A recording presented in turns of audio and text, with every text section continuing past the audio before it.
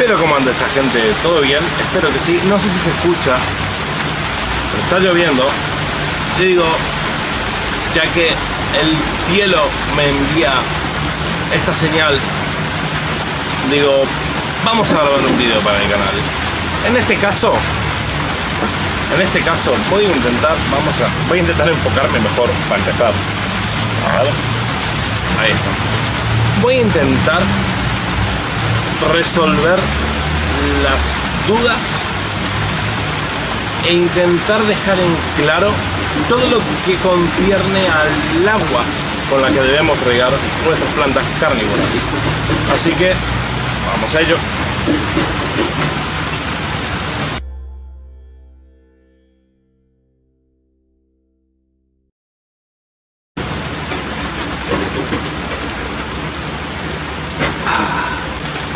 En primer lugar, sí que tenemos que tener en claro que hay aguas que sirven para las carnívoras y hay aguas que no sirven para las carnívoras.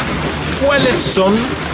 ¿Cómo las distinguimos? ¿En qué nos basamos? Bueno, lo que todos conocemos como el agua que tomamos, el agua con la que comúnmente regamos nuestras plantas, el agua de la canilla, no es solo agua, es una disolución. ¿Eso qué significa? Que por una parte tenemos la molécula de agua, H2O pura, y por otro lado tenemos todos los minerales y sales disueltos que hay dentro del agua. Según la cantidad de minerales disueltos que hay en el agua, pueden servir o no para nuestras carnívoras. ¿Por qué? Porque las carnívoras se han habituado, han evolucionado y están adaptadas a ambientes con escasez de nutrientes, con escasez de sales minerales. Si nosotros le damos más de lo que la planta puede aguantar, se nos va a terminar quemando, básicamente. Entonces, sabiendo esto, las aguas con mayor concentración de sales minerales no las podemos usar para las plantas carnívoras. De hecho, yo no suelo usarlas para ninguna planta, ni para las orquídeas, ni para las suculentas, ni para las carnívoras, ni para un geranio. Prefiero aguas con bajas concentraciones de minerales. Claro, pero ¿cómo sabemos qué concentración de minerales tiene el agua que vamos a usar? Bueno, esto que tengo acá, sí, es otro día, ok. Estoy grabando este otro día porque pensé que sería mejor hacer un pequeño inciso mostrándoles el aparatito en cuestión. Esto es un medidor TDS. Esto acá en la punta tiene, si no estoy yo mal, estoy grabando con el celu y no enfoca mucho, a ver. Son dos electrodos. No sé si es un ánodo o un cátodo, la verdad desconozco. Pero esto lo que hace es medir la conductividad eléctrica del agua. Como ya hemos dicho, el agua es una disolución de sales minerales. El agua destilada, el H2O puro, no conduce la electricidad. A mayor cantidad de minerales disueltos, mayor conductividad. Esto mide la conductividad del agua y en base a la conductividad del agua deduce cuántos minerales disueltos tiene. Vamos a hacer una prueba. Lo prendemos. Estos aparatitos no son caros y son bastante útiles, la verdad. Agua de la canilla.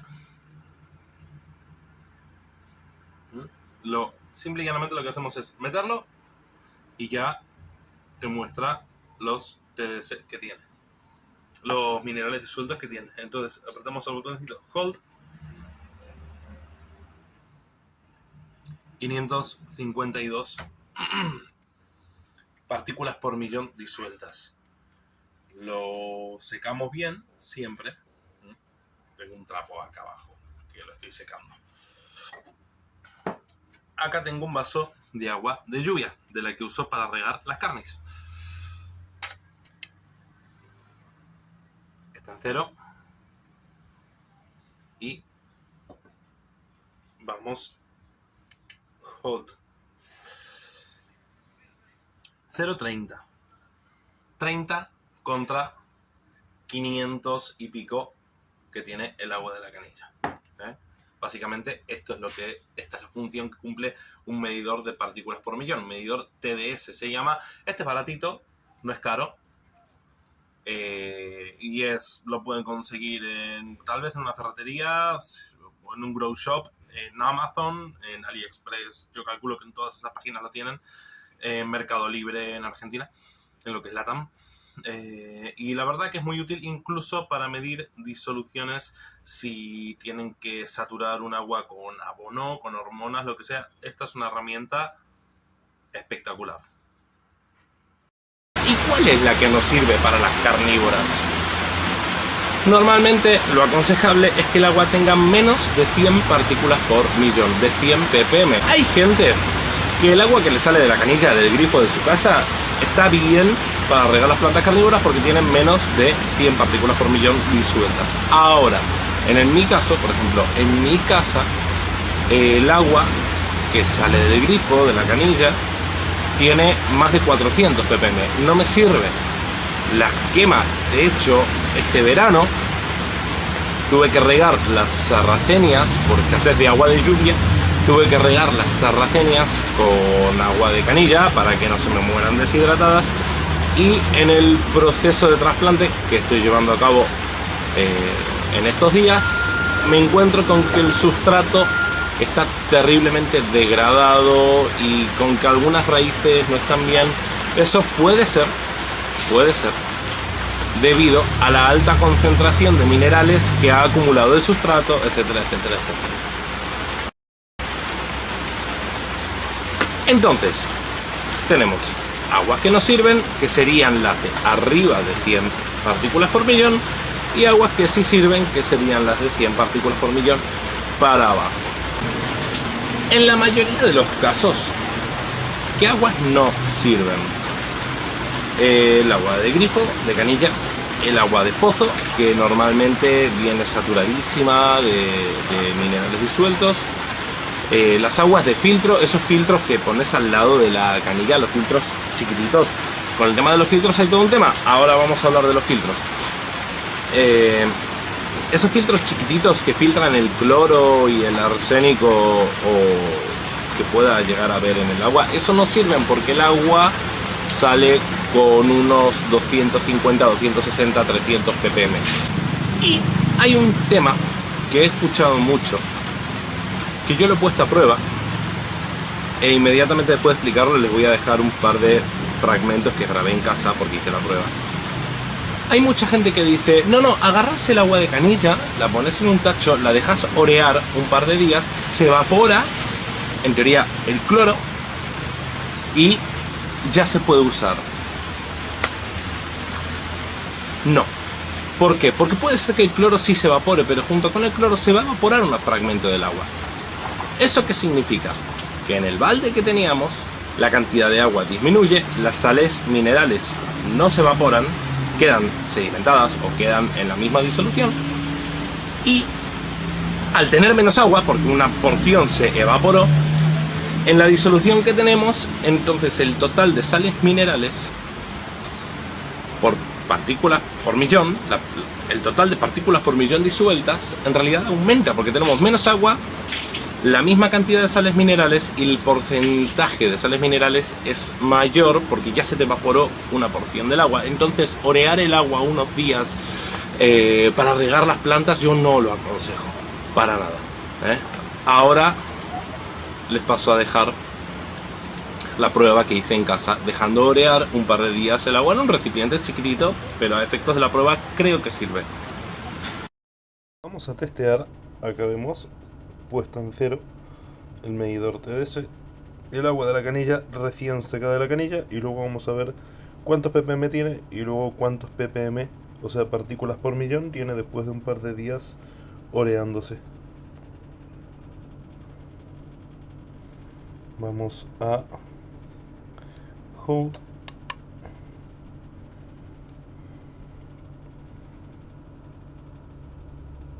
$463.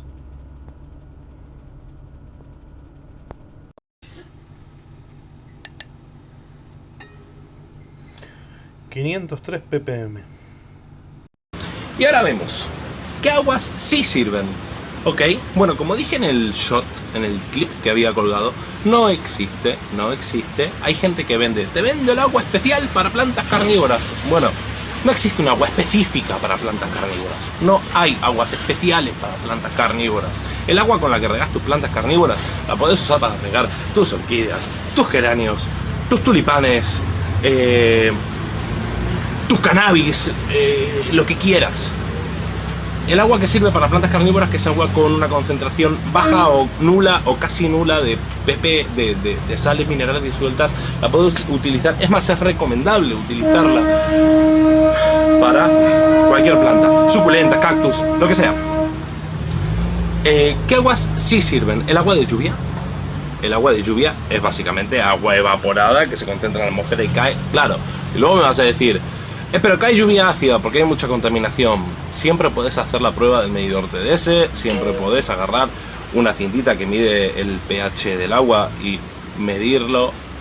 Eso depende de la zona geográfica donde vos vivas. Yo vivo en Buenos Aires, yo vivo en el conurbano bonaerense, y el agua de lluvia a mí sí me sirve. Si vivís al lado de Chernóbil probablemente no te vaya a servir, pero en mi caso y en la gran mayoría de los casos el agua de lluvia es perfecta, por lo que normalmente yo, en el caso mío, tengo las canaletas de los techos que desagotan en un tanque de 1000 litros, y del tanque de 1000 litros voy subiendo para regar a la terraza donde estoy ubicado a un tanque de 750. En la medida de lo posible tengo los 2 baldes llenos. Pero Daniel, vivo en un departamento, no tengo canaleta, no tengo techo, vivo en un buen ambiente, ¿qué hago?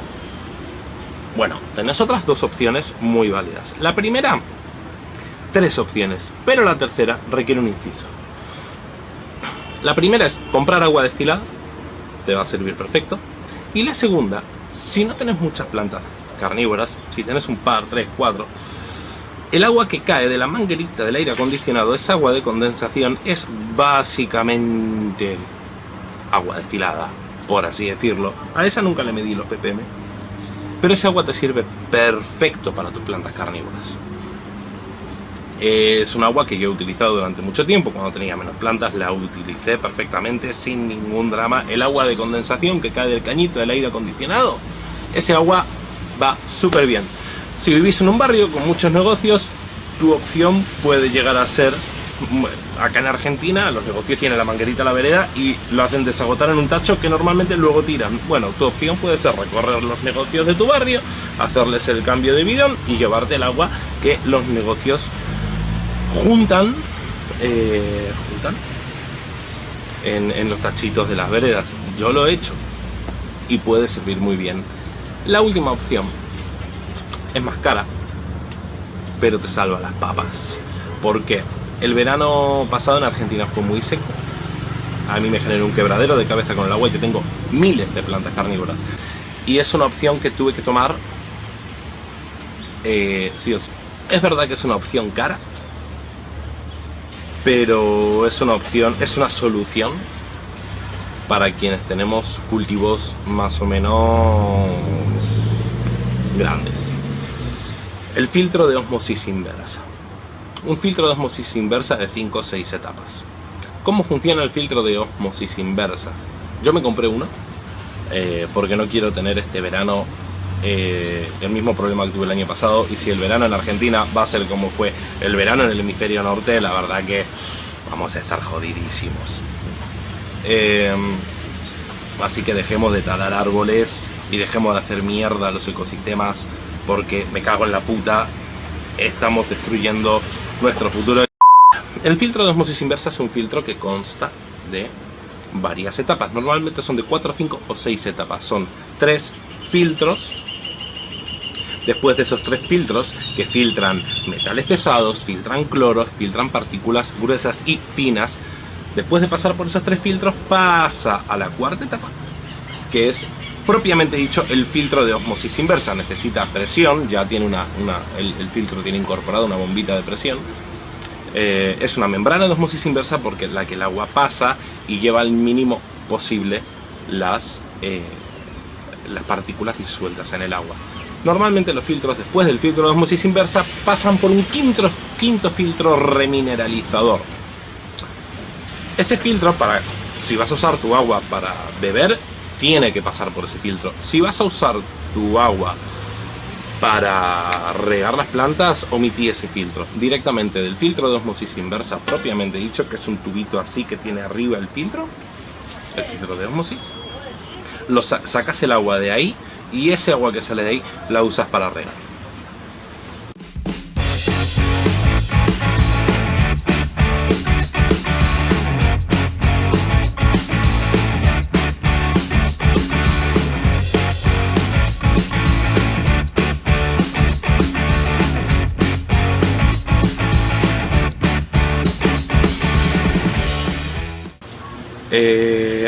Y sirve perfecto. Así que nada, esto más o menos ha sido todo con respecto al agua. Recapitulando un poco, aguas que no sirven, agua de pozo, agua de canilla, agua oreada, aguas que sí sirven, agua de lluvia, agua de filtro de osmosis, agua del aire acondicionado y agua destilada comprada en bidones en una estación de servicio, en un supermercado, en donde sea. Y el agua para plantas carnívoras específicamente no existe. Hay aguas que sirven y hay aguas que no sirven, pero el agua específica para plantas carnívoras, la que te sirve para las plantas carnívoras, te sirve para todas tus plantas y ya está. Ese era el punto que yo quería dejar más en claro con todo esto. Espero que haya gustado, espero que les haya sido de provecho, espero que hayan aprendido algo, espero que se hayan resuelto dudas. Dale me gusta, compartilo y suscríbete, que es gratis. Porfa. Sí. Por favor. Chao.